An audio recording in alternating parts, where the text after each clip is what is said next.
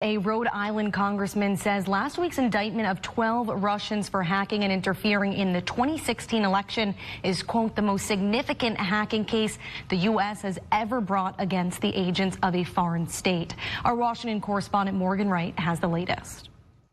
Ahead of President Trump's Helsinki summit with Russian President Vladimir Putin, the Justice Department indicted 12 Russians for hacking our election systems and interfering in the 2016 presidential election. Shows that we are getting better at understanding who is responsible for the hacking. It shows that Director Mueller's investigation clearly is bearing fruit, and it needs to continue. President Trump said he addressed the issue of Russian interference with President Putin on election meddling in the 2016 presidential election. But Rhode Island Congressman Jim Langevin, the co-chair of the Congressional Cybersecurity Caucus, says the president missed the opportunity to hold Russia responsible for its actions. He wasn't, again, defending what we know is fact, that Russia did, in fact, try to influence or to interfere with our elections. Congressman Langevin says that could embolden the Russians to keep hacking, but Congress must apply maximum pressure with investigations, penalties, and stronger sanctions to protect the U.S. from future cyber attacks.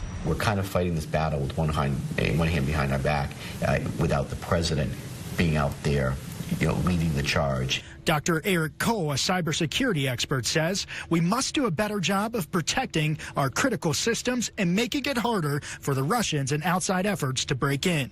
We need to then pass laws on what do companies need to do to protect their information, and if these companies fail to implement that level of security, there should be fines, there should be penalties, they should be shut down. In Washington, Morgan Wright.